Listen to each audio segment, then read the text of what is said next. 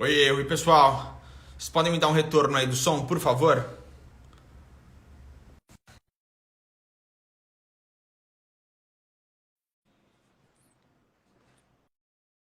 Já aceitei aqui a participação do Geraldo. Já ele apareceu. E aí, pessoal, boa Oi, noite. abraço. Som ótimo. Som ótimo. Bom, você está me ouvindo bem aí? Maravilha. Só vou pedir para você abaixar um pouquinho o volume do seu celular, tá? O volume lateral. Maravilha. O pessoal falou que o som tá ótimo, a sua imagem tá ótima para mim. Maravilha, então.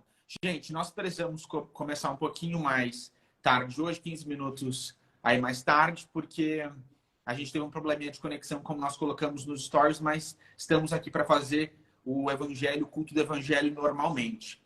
Hoje nós estamos no culto 8.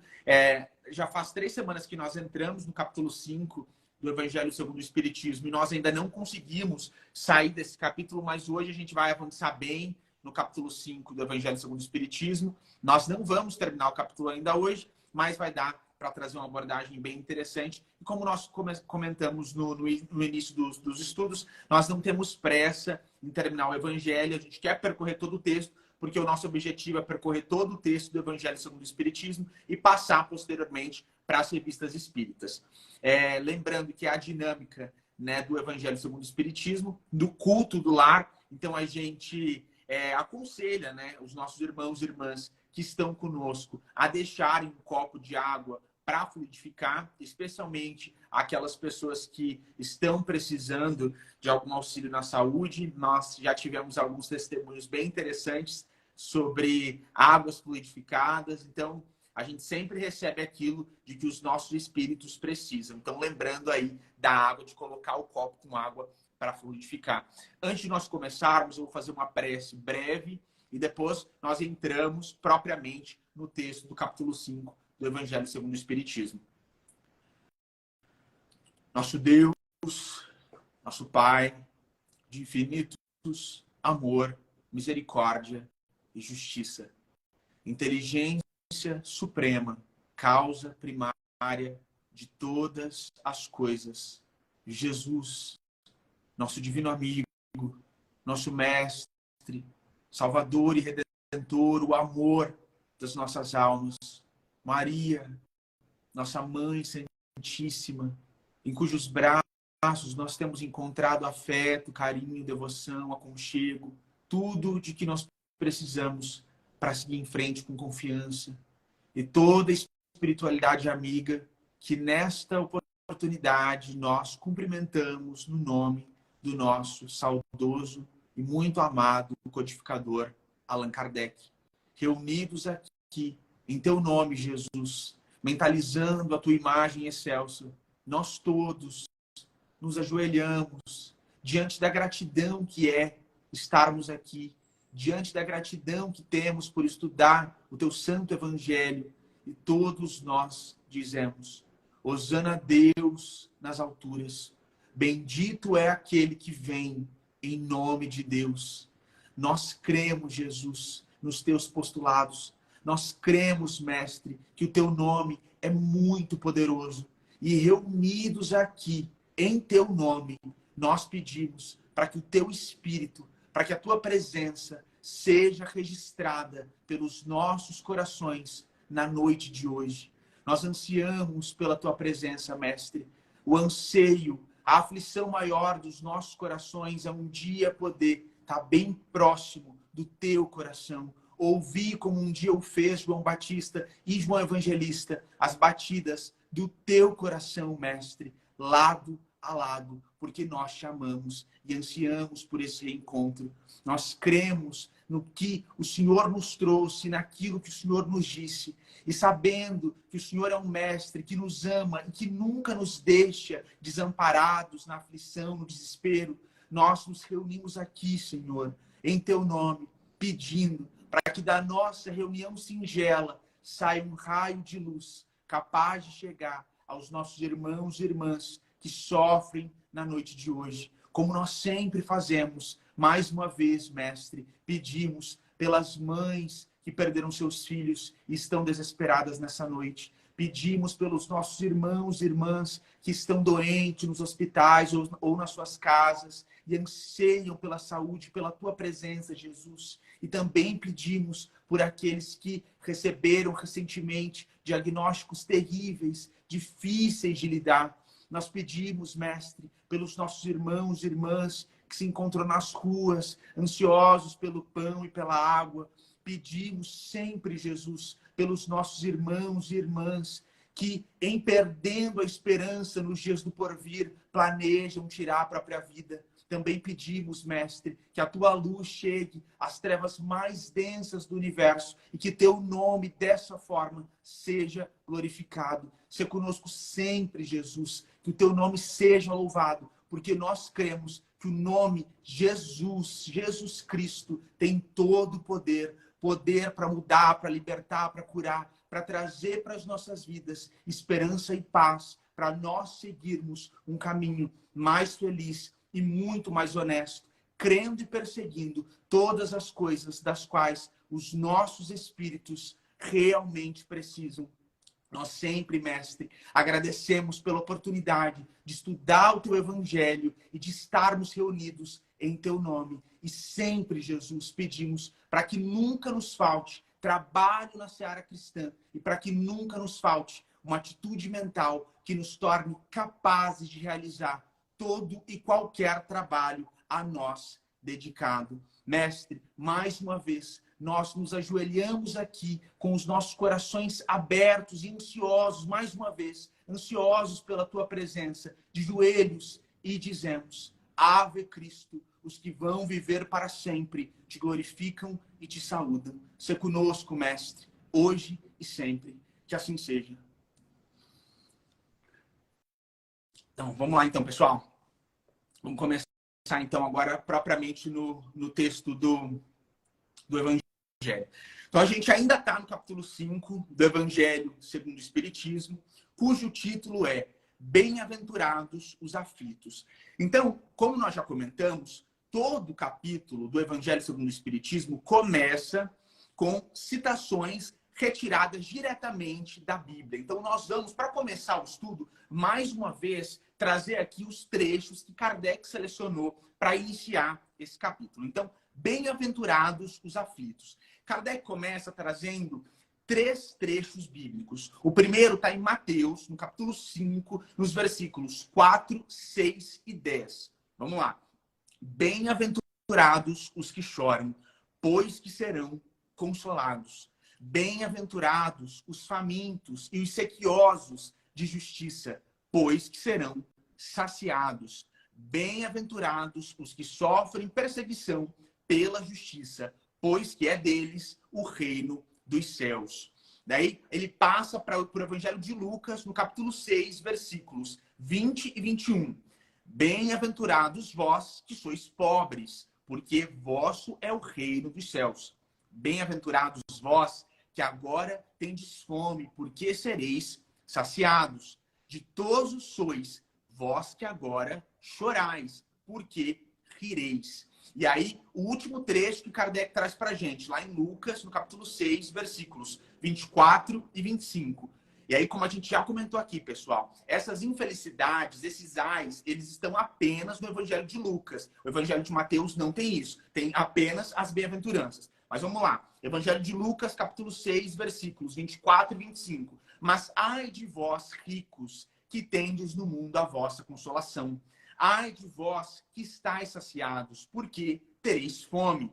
Ai de vós que agora rides, porque sereis constrangidos a gemer e a chorar. Pessoal, como a gente já comentou aqui, o capítulo 5 do Evangelho segundo o Espiritismo é um capítulo que realmente traz para a gente esse postulado da reencarnação e da vida futura como princípios fundamentais para nós termos esperança no futuro. Então, nesse capítulo aqui, a gente tem um estudo muito interessante para nós pensarmos realmente as nossas dores, as nossas felicidades, e para nós conseguirmos fazer um juízo de valor mais interessante, mais honesto e mais espiritual sobre o que é felicidade, o que é infelicidade no mundo. E quando a gente passa aqui nas instruções dos espíritos, a partir do momento em que nós estamos, porque nós estamos nas instruções dos espíritos, no texto, os tormentos voluntários, a partir de agora, esses estudos e essas reflexões, elas ficam mais complexas e mais profundas. Então, a gente começa com essa instrução do espírito Fénelon, lá em Lyon, no ano 1860. Então, ele começa falando para a gente que o ser humano vive procurando uma felicidade que escapa. Então, ele sempre está correndo atrás de ser feliz e sempre está falhando. Então, essa busca incessante pela felicidade, que é uma busca de todo ser humano, ele fala pra gente que é uma busca um tanto quanto vã, porque essa felicidade intocável, sem mescla, incorruptível, ele começa afirmando categoricamente que essa felicidade não é deste mundo. Então, ele começa refletindo conosco sobre essa questão da plenitude, sobre nós acreditarmos que em algum momento nós chegaremos a essa felicidade plena. E qual seria a possibilidade de nós chegarmos a alguma felicidade real aqui no planeta Terra? E aí, quando eu estava lendo essa parte aqui do Evangelho segundo o Espiritismo, eu me lembrei de um livro muito interessante, que é um livro infantil, mas que muitos psicanalistas na época fizeram resenhas sobre esse livro, e até houve muitos artigos acadêmicos sobre esse livro, que é um livro infantil chamado A Parte que Falta. Quando esse livro saiu, se eu não me engano, foi em 2018, 2017, ele realmente gerou muitas resenhas e muitos artigos, porque a gente via de uma forma muito simples uma bola correndo atrás da parte que falta. E sempre que ela encontrava alguma possibilidade para encaixar nessa parte que faltava, acontecia alguma coisa. Então, às vezes, ela encontrava uma parte que era grande demais, uma parte que era pequena demais, uma parte que era de um formato diferente, até que ela encontra a parte que é perfeitamente ajustável, a parte perfeita para aquele círculo. Encontra essa parte. Só que quando ele encontra essa parte, né, a parte que faltava, ele começa a rolar rápido demais. E aí ele para de perceber as belezas do caminho e para de perceber, né, o que é espiritual em detrimento, né, de sair rolando. E é muito interessante porque nesse livro, de uma forma com uma mensagem muito simples, a gente percebe que não vale a pena sair por aí nessa ânsia dessa plenitude, dessa felicidade, especialmente dessa felicidade em termos materiais, e que a gente precisa ter uma atenção muito significativa no presente. E Fénelon fala exatamente isso pra gente.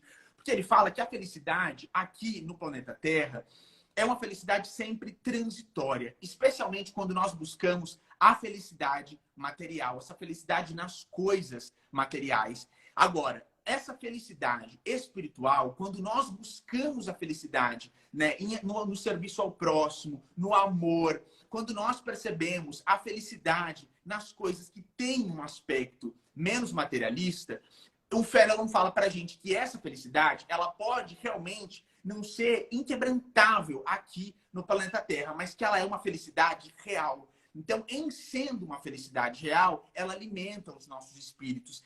Porque ele traz pra gente essa perspectiva da felicidade material, que é muito efêmera e que, quando acaba, ela gera o tormento voluntário. E ele fala pra gente que é justamente na busca pela felicidade material, pelos prazeres materiais, que a gente cria os tormentos voluntários. E ele faz uma pergunta que é muito conhecida no Evangelho segundo o Espiritismo. Ele pergunta: haverá maiores tormentos do que aqueles causados pela inveja e pelo ciúme? E aí ele fala pra gente, é Fénelon que fala isso, que o invejoso e o ciumento, eles estão em constante febre, porque aquilo que ele não tem e que o outro tem e que causa inveja, o Fénelon fala que causa sempre uma insônia nessas pessoas. Ele fala que o sucesso do rival causa vertigem. E aí ele continua nessa sequência de como o invejoso e o ciumento nunca estão em paz. Nunca conseguem alcançar algum tipo de equilíbrio, porque voluntariamente eles buscam esse lugar espiritual da falta, do apego pela coisa do outro, do mau olho pro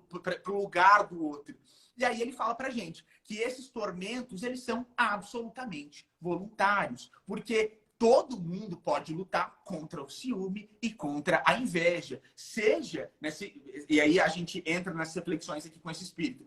Seja não indo a lugares que vão causar ciúme e inveja, seja esteja se entregando à prece para pedir que Deus transforme o espírito e retire esse tipo de sentimento. E aí a gente precisa, a essa altura, lembrar que Kardec, no livro Céu e Inferno, ele faz uma diferenciação para a gente entre alegria e felicidade.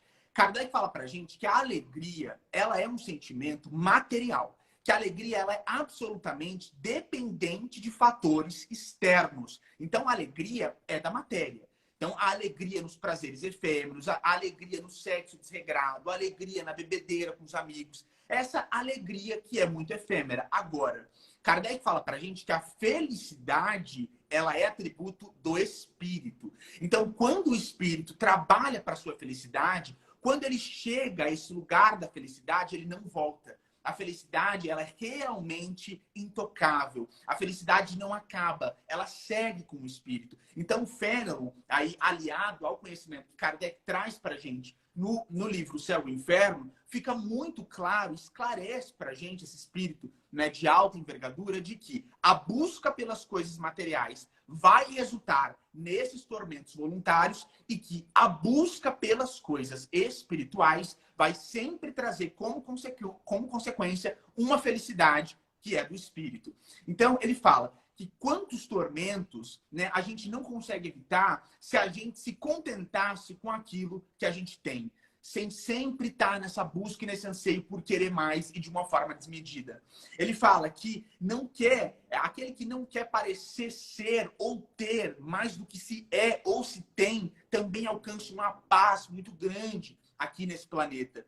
E ele fala que essa pessoa que não se preocupa em mostrar para os outros que ela é superior, que ela tem mais dinheiro, que ela tem um melhor relacionamento, ela acaba alcançando uma felicidade que é oriunda de uma calma. Porque ele tem calma em não precisar provar nada para ninguém e, ao mesmo tempo, ter a consciência de que quando ele olha para baixo, ele sempre encontra pessoas, seres humanos, que estão numa condição, numa vida mais difícil, em condições piores, né, de existência. Então ele acaba se compadecendo. E aí ele fala pra gente que essa calma oriunda desse conjunto aí, né, de comportamentos, ela é sim felicidade no planeta Terra, porque no planeta Terra existem incessantes e constantes tempestades que vivem afligindo o nosso espírito. E aí ele traz esse paralelo da inveja e do ciúme. Então a pessoa pode ter acordado, né, super bem, mas ela é invejosa, ciumenta, ela abre o Instagram, vê alguma coisa, fica com inveja, sente ciúme e a paz dela acaba. A felicidade dela acaba naquele instante. Então, essa busca pelas coisas materiais, olha como o Espiritismo abre isso pra gente, pessoal, de uma forma muito clara. Essa busca pelo material só resulta nesses tormentos voluntários. E aí nós entramos no segundo item das instruções dos espíritos, cujo título é A Desgraça Real. E essa mensagem aqui é muito interessante, gente. É uma mensagem de um espírito, numa versão Tadeu Fini, mas na versão brasileira mais conhecida, mais difundida, na versão grátis, né, da FEB, tá Delfina de Gerardin. E aí é uma mensagem de Paris, 1861. E esse espírito é muito interessante porque ele começa afirmando categoricamente que a maioria dos seres humanos encarnados na Terra sempre se enganam quando eles dizem sobre o que é a desgraça. Ela começa falando que, no fundo, a gente não sabe o que é a desgraça. E que nós que estamos encarnados aqui no planeta Terra, geralmente pensamos que desgraça é a miséria, né? É o fogão aí que não tem gás, é o credor que bate no portão, é o berço vazio, são as lágrimas. E muitas vezes essa desgraça ela é justamente a percepção da impossibilidade de satisfazer a vaidade e o orgulho. Então esse espírito aí, né, um benfeitor que participa do Evangelho segundo o Espiritismo, começa esclarecendo para a gente como o que a gente pensa que é desgraça, na verdade, está muito relacionado ao nosso anseio pelas coisas materiais. Então, ele diz que a verdadeira desgraça não está no fato em si mesmo, mas na consequência daquele fato. Então, o Espírito nos chama para refletir assim. E aí ele traz um exemplo que eu adaptei para a gente pensar de uma forma mais contemporânea. Então, a gente pensa aí um servidor público que estava numa prefeitura e se esforçou muito para conseguir uma parcela da verba aí que foi destinada para a pandemia do coronavírus. Então, o Espírito entende até que ele tem um mérito, né, que ele se esforçou muito para conseguir uma parcela daquele dinheiro. E aí o fato que nós temos seria, esse Espírito usou a verba, né, que foi destinada para o Covid, para combater a pandemia do coronavírus, e foi fazer uma viagem para a Grécia. O fato é esse. E aí, quando a gente olha esse fato isoladamente, e é isso que o Espírito está falando, a gente não pode olhar o fato para pensar o que é desgraça.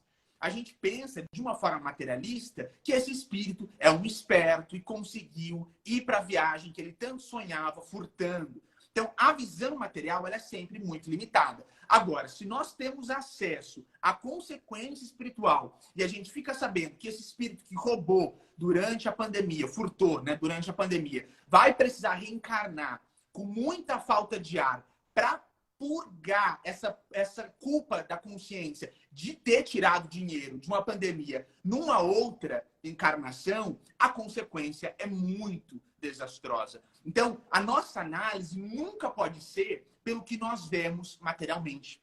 E é isso que esse espírito chama a gente para fazer. Não olhar para a vida dessas pessoas que têm fama, dinheiro, beleza, às vezes até a juventude, que é tão almejada, que tem tudo junto, porque a consequência desse fato pode ser muito desastrosa. E aí, ela termina assim, essa instrução com a gente. Peçam... Não, ela fala assim, que quando a gente olha para a vida futura, antes de terminar, ela fala assim, quando nós olhamos para a vida futura e nós fazemos uma análise sobre o que é o futuro do espírito, aí sim a gente pode pensar em desgraça ou felicidade. E aí, antes dela terminar, eu que tinha colocado aqui, para a gente se lembrar de quando Cristo fala para a gente. Peçam e será dado, busquem e encontrarão, batam e a porta será aberta, pois todo que pede, recebe, todo aquele que busca, encontra, e a todo aquele que bate, a porta será aberta. E aí, no Evangelho de Mateus, no capítulo 7, Jesus continua. Qual de vocês, sendo pai, se o filho pedir um pão, lhe dará uma pedra? E aí ele fala, se vós, que sois maus, sabem dar boas coisas aos seus filhos, quanto mais o vosso Pai, que está no céu, dará boas coisas àqueles que lhe pedirem. O grande problema, pessoal, é que nós, nessa condição aqui, enquanto espíritos encarnados, não sabemos o que é pedra e o que é pão. E muitas vezes a gente pede para Deus a pedra, sem saber a consequência espiritual de estarmos pedindo pela pedra. Então, muitas vezes, o dinheiro pelo qual a pessoa ansiou a vida inteira, a beleza pela qual ela ansiou a vida inteira, o casamento pelo qual ela ansiou a vida inteira, se for concedido, a consequência vai ser a desgraça real, que é a desgraça do espírito. Quantas pessoas nós vimos que, ao atingirem a riqueza, deixam o caminho do Cristo. Ao atingirem o casamento que tanto sonhava, deixam o caminho do Cristo. Então, essa consequência é a desgraça real. E aí, esse espírito, ele fala que ele vai revelar para a gente a infelicidade de uma nova forma. Então, ele diz que as nossas almas, muito ingênuas, anseiam pela infelicidade, ao ansiar pelas coisas materiais. E ele diz que infelicidade, o espírito está dizendo isso, gente, que a infelicidade é a alegria. E aí, por isso que eu retomei Kardec lá no livro O Céu e o Inferno, quando Kardec fala que a alegria é da matéria. O espírito diz que a infelicidade é a alegria, é o prazer, é o tumulto, é a vã agitação, é a satisfação da vaidade. E ele fala que tudo isso comprime o pensamento. E a gente sabe que o pensamento é o espírito encarnado. Essa definição de pensamento está lá no Livro dos Médiuns, no capítulo 6, dado pelo capítulo 6 da segunda parte, dada pelo próprio Allan Kardec. E aí, o espírito, agora sim, termina para a gente dizendo que, pois, o espiritismo vos esclareça e recoloque para vós, sob verdadeiros prismas, a verdade e o erro, tão singularmente deformados pela vossa cegueira. Agireis, então, como bravos soldados que, longe de fugirem do perigo, preferem as lutas dos combates arriscados à paz que lhes não pode dar glória nem promoção. Que importa ao soldado perder na réfrega armas, bagagens e uniforme, desde que saia vencedor e com glória.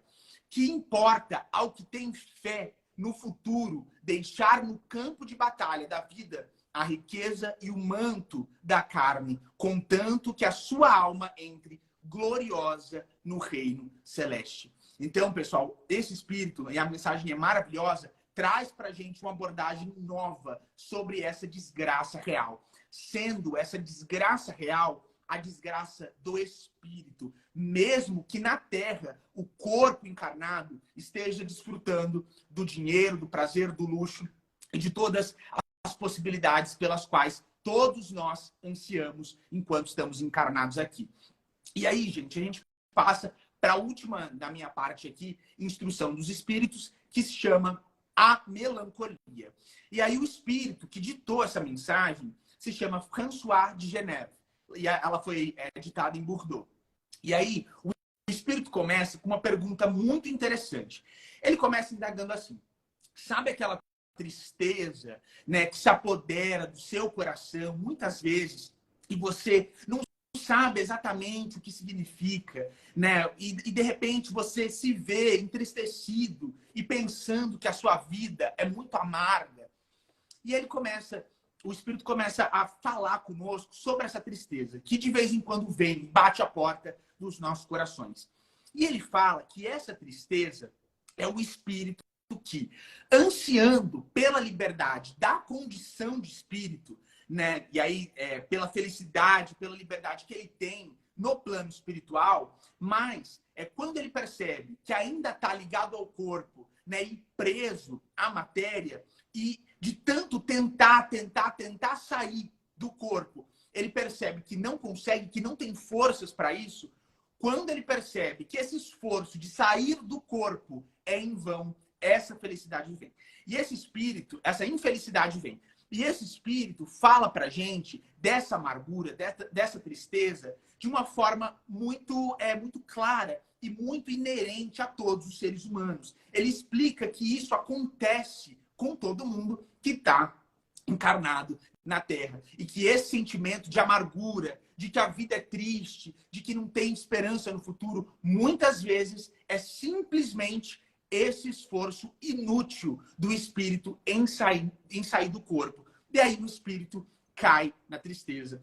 E é muito interessante isso, pessoal, porque eu li há pouco tempo o livro da irmã Igorina Cunha, e ela conta pra gente que ela foi ali diagnosticada com a paralisia, né, infantil, porque à época isso era muito mais comum, com a poliomielite.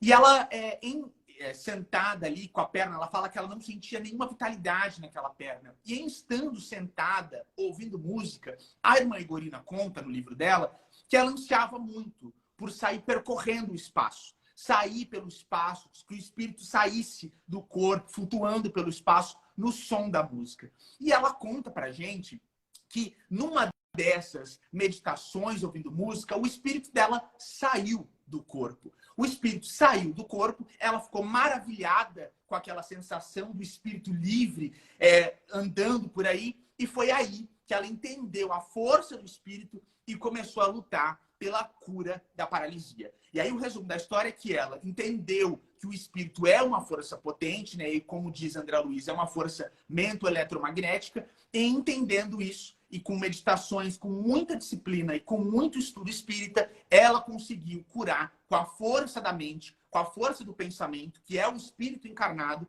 a perna que estava paralítica e voltou a andar normalmente. E além disso, pessoal, tem outro caso muito interessante sobre esse anseio do espírito em estar livre da matéria, que é um caso que Clarencio conta pra gente no livro Entre a Terra e o Céu. Clarencio fala pra gente que as mães que perderam seus filhos, quando elas saem do corpo, muitas vezes elas visitam as colônias nas quais os seus filhos estão. O espírito dessas crianças está. E aí o Clarencio conta que é tanta alegria que é uma aventura tão grande para aquelas mães, aquele tempo com o filho ali, naquela colônia, no plano espiritual, que essas mães, quando elas acordam no plano físico, depois do sono, depois do desdobramento, elas não podem se lembrar do desdobramento. Elas não podem se lembrar de tudo aquilo que elas viveram no plano espiritual. Porque Clarencio conta que se elas se lembrassem, elas iam querer a morte. Elas iam desejar não voltar para o corpo de carne, para poder continuar com o filho tão amado. E aí ele traz para a gente essa colônia, né, a história dessa colônia espiritual que se chama O Lar da Bênção, que aí a gente vê a história de Meimei, porque Meimei está lá com a avó dela, que se chama Mariana. Meimei é uma grande benfeitora das crianças que desencarnam, e ele mostra para a gente uma história real de uma mãe que foi visitar um filho que tinha morrido com 2 aninhos,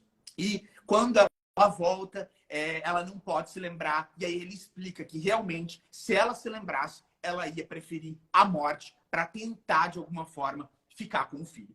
E aí o Espírito termina essa mensagem assim: lembrai-vos de que, durante o vosso degredo na terra, tendes de desempenhar uma missão de que não suspeitais, quer dedicando-vos à vossa família, quer cumprindo as suas diversas obrigações.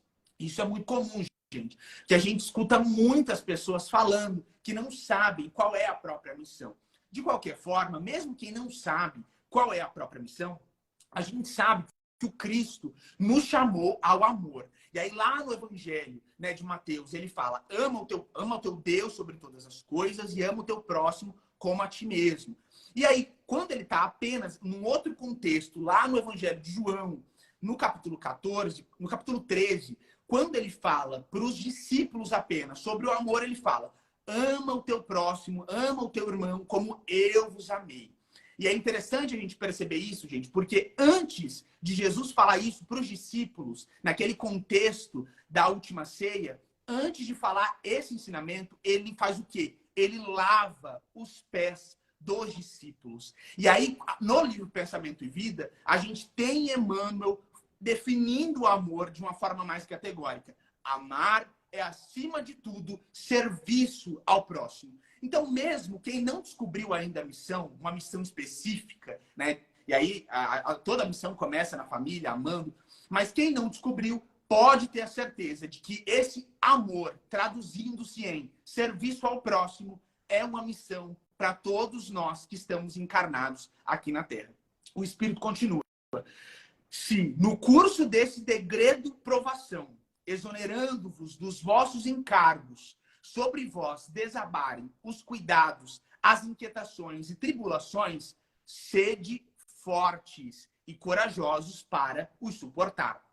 Afrontai-os resolutos, duram pouco e vos conduzirão à companhia dos amigos por quem chorais, e que, jubilosos por ver-vos de novo entre eles, vos estenderão os braços a fim de guiar-vos a uma região inacessível às aflições da terra. Então, mais uma vez, gente, talvez todo o estudo aqui no capítulo 5, a gente vai terminar sempre falando isso, que todo aquele que suporta as provas, as dificuldades, as dores, as expiações do planeta Terra com fé e muita resignação, vai com certeza desfrutar de uma felicidade que a gente não conhece aqui no planeta Terra e que é, com certeza, se a gente acredita em Jesus, a felicidade real. Uma felicidade que é imperecível, que nunca acaba e que, com certeza, vai fazer muito melhor para os nossos espíritos do que as coisas bobas e tolas que estão tão relacionadas à matéria, pelas quais as nossas almas ingenuamente anseiam quando estão encarnadas aqui na Terra. E aí a gente termina essa parte e o Geraldinho continua agora.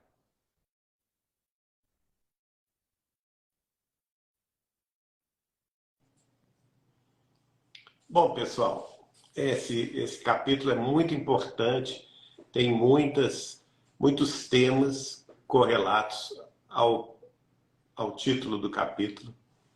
E Kardec vai desdobrando essas informações com muita precisão.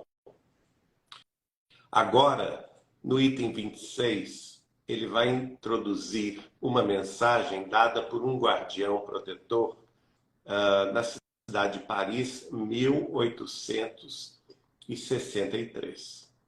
É o título Provas Voluntárias, o Verdadeiro Silício, dada, melhor dizendo, por um anjo guardião. É a mesma coisa, né? Mas vamos respeitar aí a grafia de Kardec. Provas voluntárias do verdadeiro silício. E ela é muito importante que a gente reflita sobre ela, porque, em primeiro lugar, são aquelas provas que nós escolhemos, provas voluntárias. O Espírito vai discorrer sobre isso. Mas antes de entrar nesse assunto, eu queria contar a vocês uma conversa que eu tive com Chico Xavier a respeito da nossa programação reencarnatória. E eu perguntava ao Chico Xavier o seguinte: se nós, no mundo espiritual, se todos os seres humanos escolhem voluntariamente as provas antes de encarnar, se existe essa participação voluntária nossa na escolha dos nossos roteiros. E ele me diz que a maioria de nós, sim.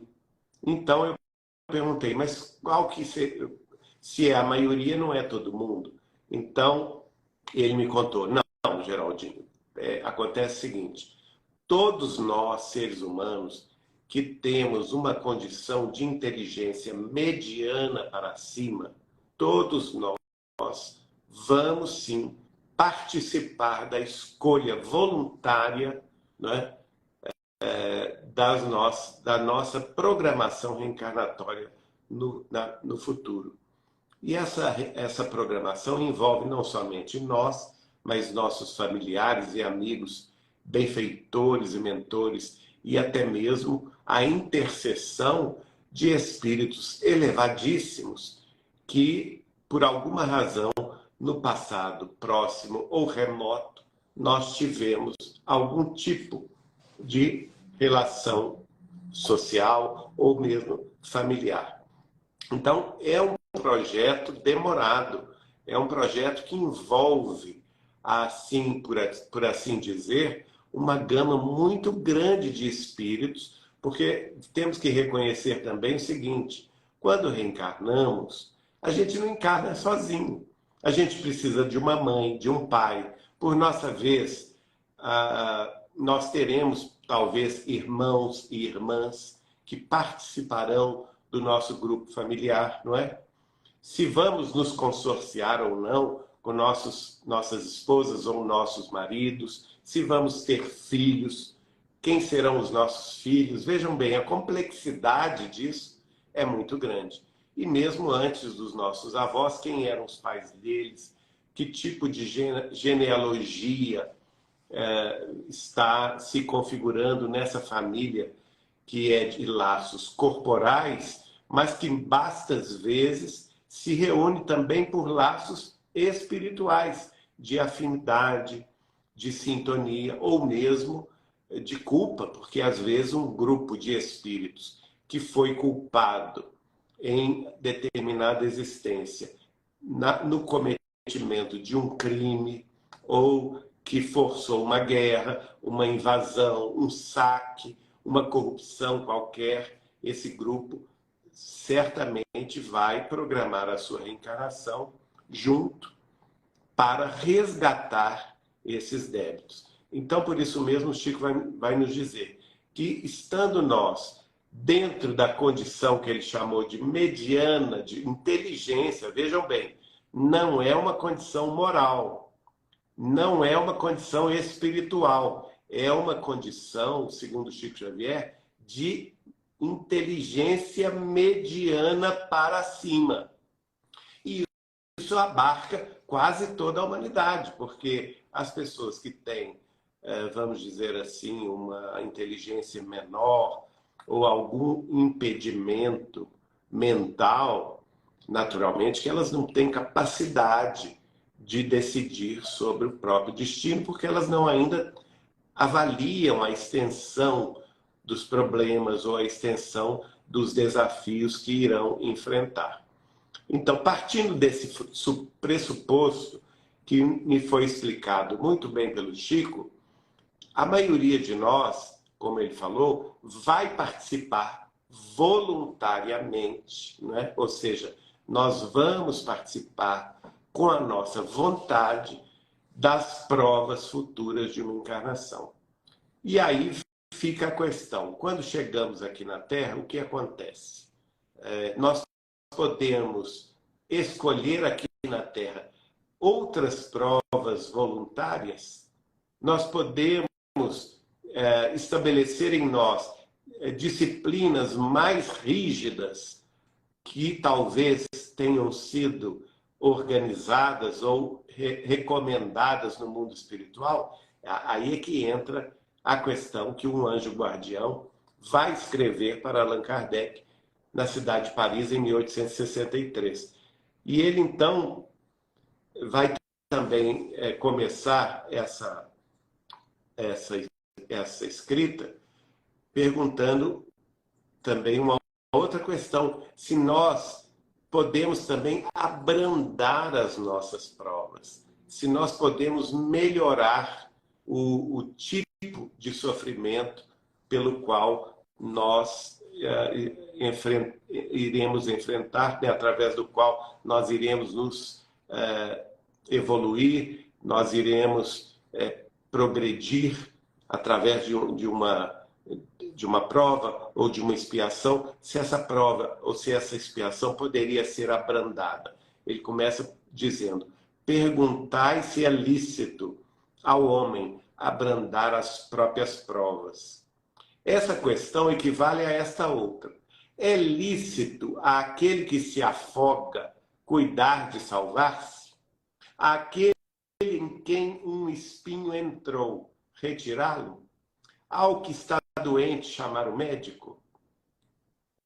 É claro que sim, né, gente? Se essas questões estão ao nosso alcance para abrandar o nosso sofrimento, abrandar a nossa prova, o nosso desafio, claro que devemos lançar mão desses recursos, como ele próprio dá aqui notícia. Aquele que está se afogando vai se debater para sair da água, aquele que teve um espinho no pé, um prego que entrou, também vai retirá-lo, e aquele que está doente chamar o médico. Por quê? Porque as provas têm uma finalidade, e ele diz: as provas têm por fim exercitar a inteligência, tanto quanto a paciência e a resignação.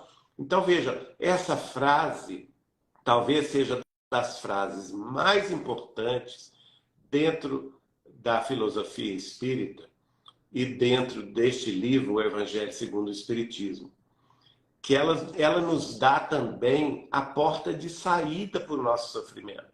Veja bem, uma vez que ele diz que as provas têm por finalidade exercitar a nossa inteligência, tanto quanto exercitar a nossa paciência e a nossa resignação, se nós deixarmos de preocupar com as provas e de imediato aceitá-las, né, pela resignação, se nós agirmos com paciência, com calma, não é? Com, vamos dizer assim, aquele espírito de não combate, de não revolta, de não insubmissão, e por conseguinte, ficarmos em paz conosco mesmos, analisando que tipo de inteligência essa prova poderá nos dar, que tipo de benefício moral aquela expiação está nos proporcionando. Ora, se esse é o objetivo da prova, não é? Ou da expiação, e se eu me antecipo controlando a mim mesmo, fazendo com que eu possa, dentro de mim mesmo, empreender todos os meus esforços possíveis que estejam ao meu alcance para que eu tenha paciência, resignação e inteligência, então a prova deixa de ser necessária. Compreenderam? Isso é importantíssimo. Então, se a gente tem isso em mente, vamos procurar ser mais inteligentes no sentido do nosso futuro, que é o futuro do espírito imortal, que todos nós somos. Vamos ser mais pacientes. Aqui tá o remédio de toda a prova e de toda a expiação. Vamos ser mais pacientes e vamos ser mais resignados. Pode dar-se, ele prossegue, que um homem nasça em posição penosa e difícil, precisamente para se ver obrigado a procurar meios de vencer as dificuldades. Percebem? Então, muitas vezes a dificuldade é posta justamente para que a gente aprenda a superá-las, para que a gente tenha coragem, para que a gente tenha decisão, para que a gente mobilize de forma firme a vontade e então ultrapassemos o obstáculo. Esta que é a grande questão. E aí ele diz, o mérito consiste em sofrer, sem murmurar, as consequências dos males que lhe não seja possível evitar, em perseverar na luta, em não se desesperar, se não é bem-sucedido. Nunca, porém, numa negligência que seria mais preguiça do que virtude. Então vamos dissecar esse trecho aqui. Qual que é o mérito que nós poderemos dizer que é o mérito de bem sofrer? Aí alguém pode dizer assim, mas esses espíritas são doidos, vão falar que o sofrimento é bom, que então o espiritismo é uma doutrina masoquista. Não, é exatamente o contrário. Não tem nada a ver com masoquismo. Nós não somos instigadores do sofrimento, né? Não queremos que ninguém sofra, não é isso. Essa não é a questão. Mas o sofrimento tem um propósito, que é, às vezes, de nos corrigir. Nos corrigir no hoje aquilo que fizemos no passado. Muitas vezes vamos enfrentar aqui e agora as mesmas situações pelas quais nós caímos em vícios, em crimes, em desvios lamentáveis de outras vidas, e as situações vão se apresentar de novo para nós, mas só que dessa vez nós já estamos devidamente informados, não é, pelo conhecimento superior, daí a importância de nós conhecermos a verdade, daí a importância de nós buscarmos o caminho de espiritualização, e daí a importância de todos nós não somente conhecermos a proposta do Cristo para a nossa evolução, o caminho da verdade da vida, mas principalmente vivenciá-lo nas nossas decisões, nos nossos pensamentos e também na nossa vida, nas nossas ações práticas, não é? Então, vamos pensar o seguinte: qual que é então o mérito de bem sofrer? É aquele mesmo que Jesus, no Sermão da Montanha, classificou as chamadas bem-aventuranças. Né? Bem-aventurados sois vós que sofreis, porque serão consolados. Ora, mas aqui ele está se referindo a quem bem sofre, a quem sofre buscando mérito do decorrente desse sofrimento, que é o sofrimento sem murmuração, né? É o sofrimento que diante, por exemplo, de situações inevitáveis, Então, quais seriam essas situações inevitáveis? Por exemplo, a morte de um ente querido na nossa família. A gente não tem como evitar isso, mas acontece. Então, esse é um sofrimento inevitável. Então, como que eu vou proceder diante desse sofrimento? Sem murmuração, né? Perseverando na luta, não se desesperando, porque o desespero ele nos atrasa o passo, não é? A murmuração também, aquela pessoa que só murmura, está sempre reclamando de tudo, nada para ela tá bom. Tudo que acontece, ao invés dela ver o lado positivo, vê sempre o lado negativo. Então fica naquela ladainha, naquele cultivo de pensamentos de tristeza, de depressão, de autopiedade, não é? E essa murmuração não pode ser agradável a Deus. Deus nos dá tanto, minha gente. Nos deu a vida, nos deu essa terra maravilhosa, nos deu esse ar que nós respiramos, não é? As plantas, os mares, os animais, os peixes, os oceanos, a chuva, o sol, o calor. Nos deu condições de aprender, de buscar a vida superior, nos deu o amor em família, o amor entre os cônjuges, o amor entre pais e mães e seus filhos, o amor pela fé, não é? Que é o amor superior, que é a busca de Deus em nós mesmos. E por que nós haveremos de murmurar? Se a gente prosseguir nesse propósito de murmuração, nós estaremos atrasando o nosso passo. Aqui ele fala, essa questão dá lugar naturalmente a outra, pois se Jesus disse, bem-aventurados os aflitos, haverá mérito em procurar alguém aflições que lhe agravem as provas por meio de sofrimentos voluntários?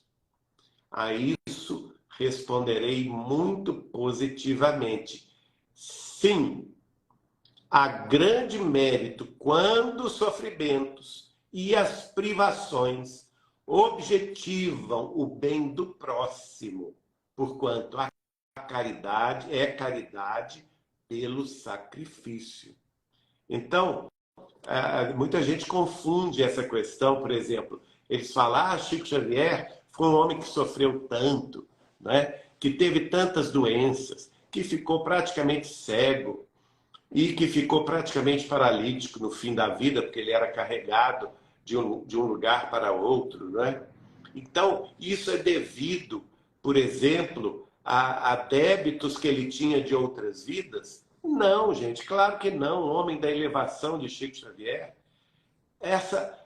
isso foi o quê? Foi a prova voluntária que ele próprio se colocou, né? Em que ele próprio se colocou, ele próprio, ao vir à Terra, descendo da sua, sem dúvida alguma, luminosa posição no mundo espiritual, fazendo-se pequeno como um de nós, ele se colocou nessa posição de sofrimento para se igualar a nós, para que nós nos sentíssemos ao lado dele como irmãos, não é? Uma vez ele me contou esse caso, que ele estava com um câncer no intestino. E eu fiquei apavorado. Eu falei assim, Chico, então nós temos que olhar isso, ver um médico, quem sabe uma operação. Ele disse, não, meu filho, eu não quero fazer isso não, porque eu não vou desencarnar disto. Mas Chico, mas você vai deixar o câncer graçando aí no seu intestino? Não pode. Eu disse, não. Sabe o que acontece? Eu vejo tantos dos nossos amigos passar pela prova do câncer, passar pela prova de ter no próprio corpo doenças tão difíceis, que eu ficava pensando, gente, quando eu desencarnar, eu vou encontrar com esse pessoal e vou ficar sem graça com eles, porque eu não me sinto com nenhuma doença séria, de modo que eu quero chegar do lado de lá e falar, não, mas eu também passei por essa prova. Então, veja, é um sacrifício voluntário para que ele se conectasse com o nosso sofrimento, não é? Para que ele entendesse o nosso próprio sofrimento. E assim, o espírito de um anjo guardião está também explicando. Agora, tem outra questão que ele responde não, não é? As aflições que agravam a prova não são positivas quando os sofrimentos e as privações somente objetivam o bem daquele que a si mesmo as inflige. Porque aí só há egoísmo ou fanatismo. Então, uma coisa é muito diferente da outra.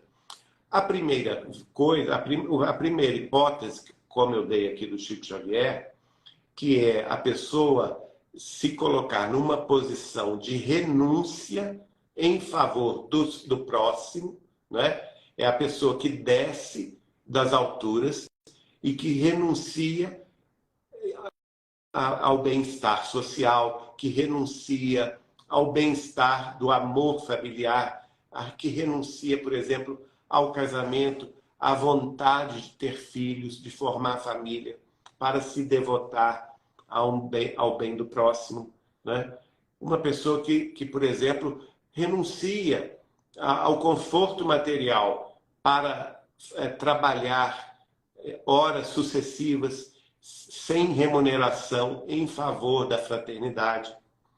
Aquela pessoa que faz trabalhos voluntários semanais em nome da solidariedade humana.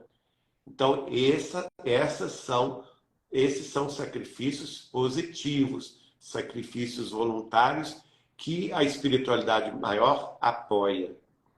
Mas aqueles outros, que a pessoa se coloca apenas com objetivos egoísticos, não é? Ela a si mesmo os inflige por motivo de fanatismo, que não dá proveito algum aos outros, esses não vão valer de nada, minha gente. Então, eram aqueles no passado, é o caso daqueles religiosos que apunham a si mesmos aqueles cilícios, né? O cilício é um instrumento de tortura.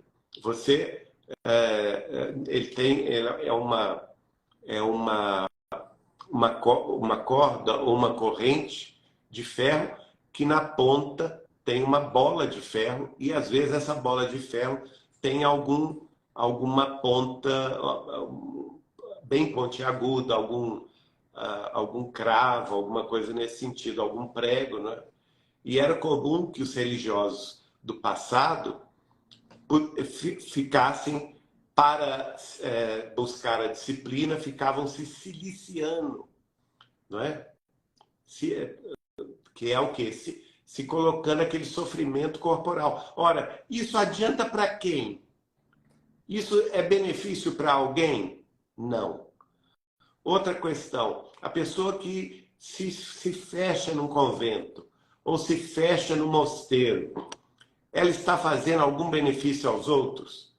Não. É uma coisa egoística. Ela está lá muito mais pensando no egoísmo da própria elevação espiritual do que em colaborar com a solidariedade humana, em descer da sua condição espiritual e buscar o sofrimento mais atroz que está nas ruas, que está nos hospitais, que está nas creches, que está nos asilos, que está nos orfanatos, que está nas casas de amparo aos doentes mentais, não é? Então, qual dos cilícios é mais agradável a Deus? Claro que é o primeiro. Aliás, o segundo, né? Que é aquele que a pessoa vai renunciar a uma posição de conforto, sair da sua zona de conforto e trabalhar no bem. Esse cilício, ele é efetivo. Agora, o outro, que a pessoa fica se colocando egoisticamente disciplinas ou martírios não conta para nada. Às vezes nem mesmo para a própria pessoa. Que ela pode entrar, como diz aqui o Espírito, na questão do fanatismo religioso. Então, o Espírito prossegue. Grande distinção cumpre aqui se faça, pelo que vos respeita pessoalmente. Contentai-vos com as provas que Deus vos manda, e não lhes aumenteis o volume, já de si por vezes tão pesado. Então, olha, o Espírito já está nos indicando, não vamos querer ser santos ou fazer um salto além das pernas, né? Da nossa capacidade de pulo. E isso temos que ter muito cuidado. Vamos aceitar as provas que Deus nos mandou, porque é mais seguro, porque sabemos de antemão que houve uma programação espiritual anterior, programação com a qual nós tivemos contato e da qual nós participamos, e também programação que foi referenciada e que foi também abençoada pelos nossos mentores e guias no mundo espiritual, e por isso mesmo nós estamos em mais segurança se nós ficarmos com essa programação, essa que vem naturalmente, não é aquela que a gente vai forçosamente buscar. Então, o Espírito nos explica isso. Não aumenteis o volume, não é? Outra coisa que ele fala, aceitá-las sem queixumes e com fé. Eis tudo o que de vós exige ele. Então, basta, gente, que a gente tenha resignação, aceitação e outra coisa, basta que tenhamos fé, porque a fé remove todas as montanhas dos obstáculos terrenos. Ele prossegue também dizendo, não enfraqueçais o vosso corpo com privações inúteis e macerações sem objetivo, pois que necessitais de todas as vossas forças para cumprirdes a vossa missão de trabalhar na terra. Torturar e martirizar voluntariamente o vosso corpo é contravir a lei de Deus, que vos dá meios de o sustentar e fortalecer. Enfraquecê-lo sem necessidade é um verdadeiro suicídio. Olha aí, ele falando do suicídio indireto, não é? Quando você enfraquece o próprio corpo, sem razão de ser, isso é um suicídio indireto. Então, temos que ter muito cuidado com isso, né? Usai, mas não abuseis, tal é a lei.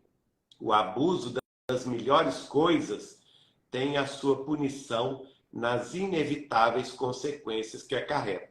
Por exemplo, uma pessoa que se impõe um jejum de muitos dias, né?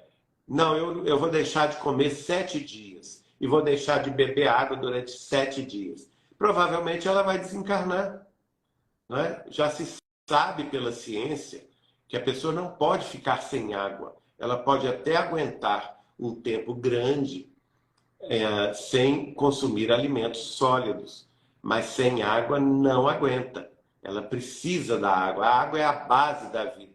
Então, não podemos abusar das condições naturais que a vida terrestre nos impõe. E entre elas está a necessidade de alimentação, a necessidade de higiene, a necessidade da sede, não é? A necessidade também de nós trabalharmos, de nós termos uma vida ativa, de nós orarmos, né? Tem uma pessoa perguntando aqui, e o cigarro e as bebidas? Isso aí, gente, é pior ainda, porque você está maltratando o seu corpo. O cigarro não tem nenhum benefício, ao contrário, só tem malefícios. A bebida é a mesma coisa, a bebida alcoólica. Qual o benefício que tem uma bebida alcoólica? Eu não quero ser aqui o chato, né, de querer estabelecer normas para ninguém, mas Allan Kardec é muito claro, nós temos que usar a razão em todas as questões. Todo tipo de substância seja ela psicotrópica, seja ela de consumo excessivo, ela vai acarretar problemas no nosso próprio corpo, no nosso organismo, no nosso metabolismo, vai desarranjar o funcionamento dos órgãos e, a partir daí, vai ser considerada, no mundo espiritual, um suicídio indireto. A pessoa que busca fazer mal ao próprio pulmão está reduzindo o número de anos programados na espiritualidade para ela viver na Terra, não é? A mesma coisa a pessoa que se devota ao consumo exacerbado de bebida alcoólica. Ela estará bombardeando o fígado dela, que provavelmente vai acabar numa cirrose, que vai levá-la à desencarnação antes do tempo programado. E sem contar aqui nas drogas, né? A maconha, a cocaína, o crack, tudo que destrói não somente a pessoa, mas como o próprio equilíbrio familiar, de pais, de mães, de irmãos, de avós, que podem sofrer muito. Agora, o outro lado da moeda, muito diverso, é o que ocorre quando o homem impõe a si próprio sofrimentos para o alívio do seu próximo. Se suportardes o frio e a fome para aquecer e alimentar alguém que precise ser aquecido e alimentado, e se o vosso corpo disso se ressente, fazeis um sacrifício que Deus abençoa.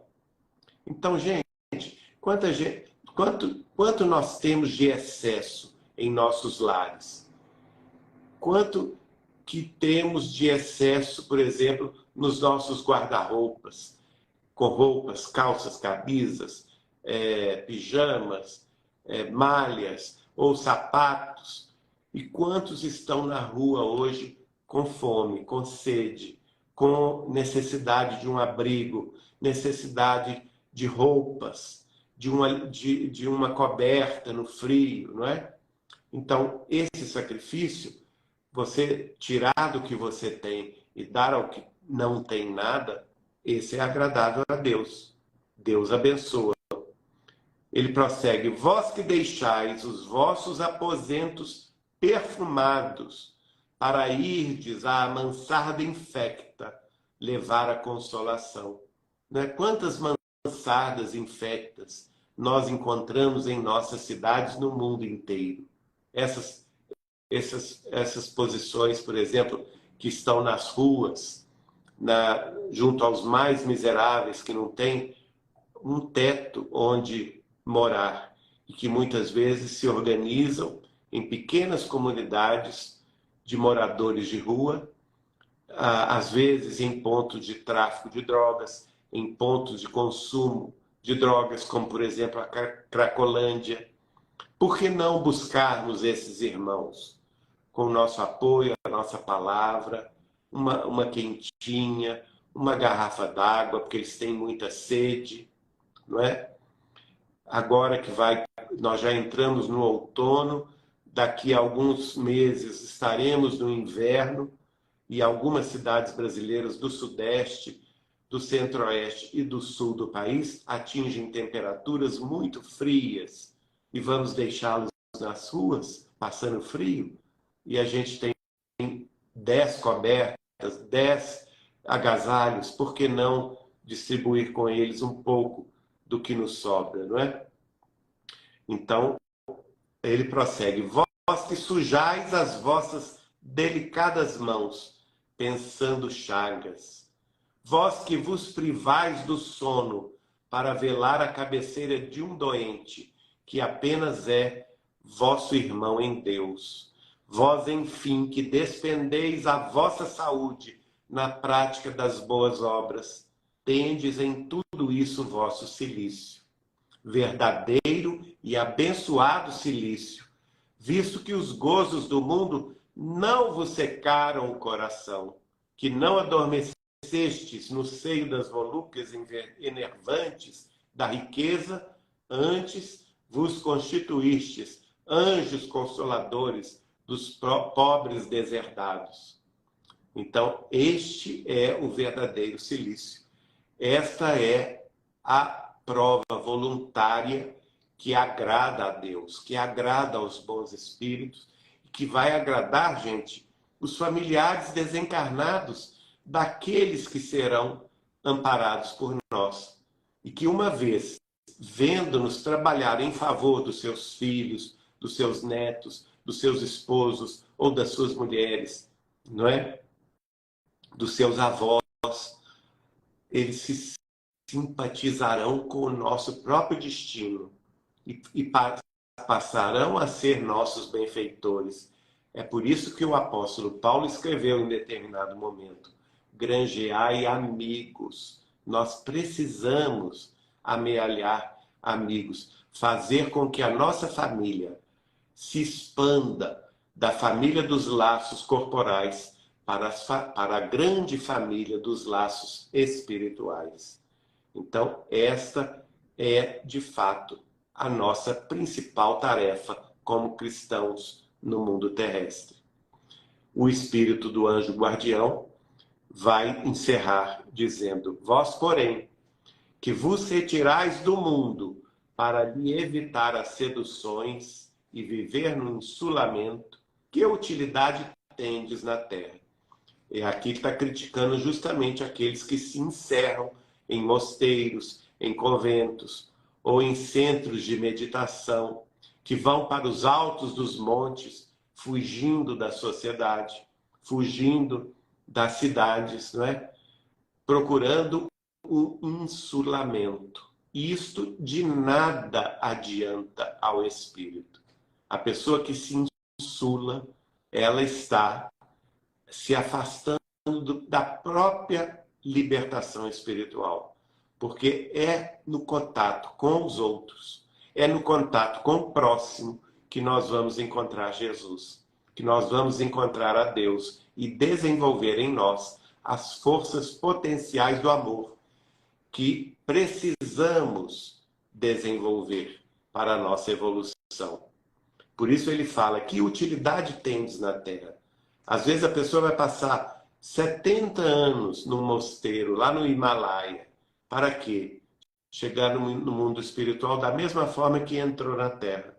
Então, onde, pergunta o Espírito, a vossa coragem nas provações, uma vez que fugis à luta e desertais do combate? Se quereis um cilício, aplicai-o às vossas almas e não aos vossos corpos. Mortificai o vosso espírito e não a vossa carne. Fustigai o vosso orgulho, recebeis sem murmurar as humilhações. Flagiciai o vosso amor próprio, enrijai-vos contra a dor da injúria e da calúnia, mais pungente do que a dor física. Aí tendes o verdadeiro cilício, cujas feridas vos serão contadas, porque atestarão a vossa coragem e a vossa submissão à vontade de Deus.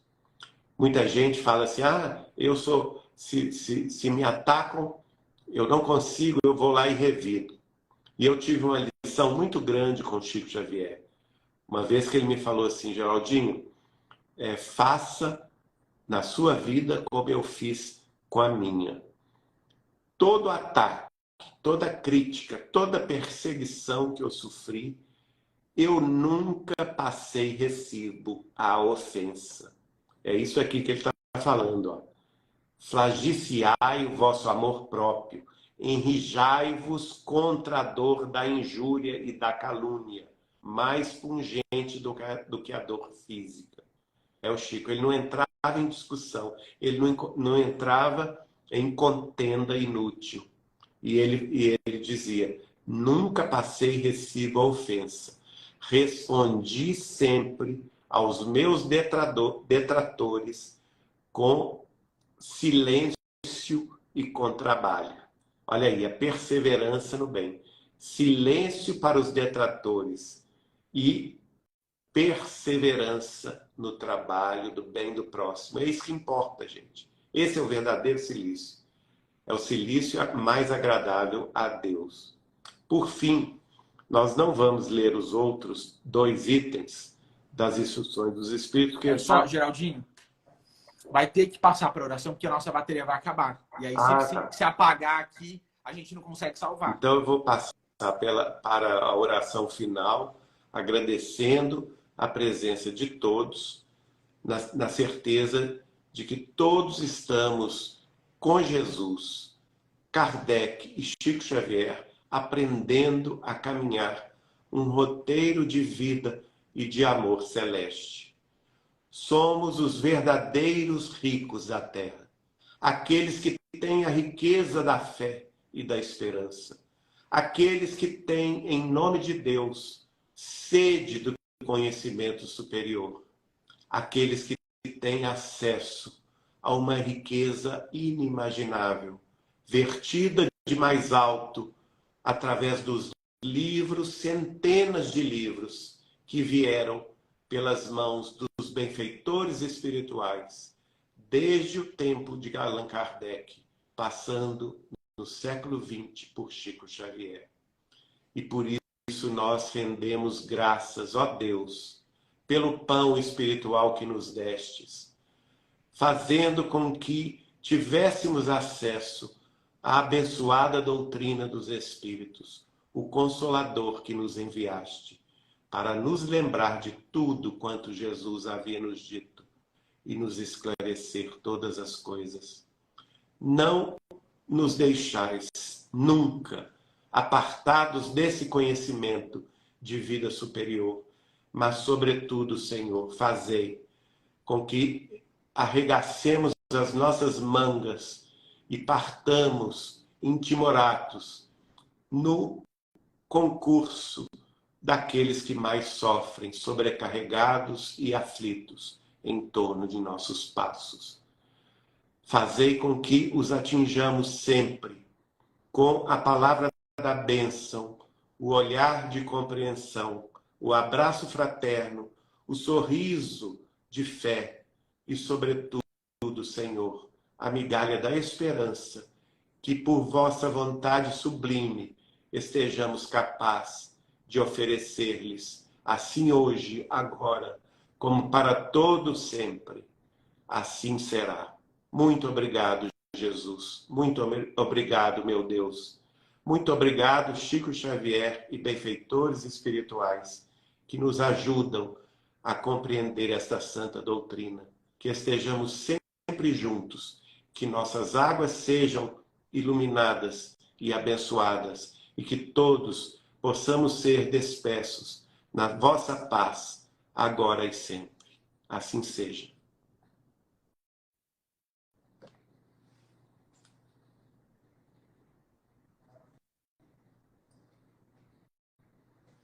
Tchau, pessoal. Maravilha, pessoal. Vou fechar aqui para a gente conseguir salvar. Na quinta-feira que vem, às 8h30, nós estaremos aqui novamente. Abração.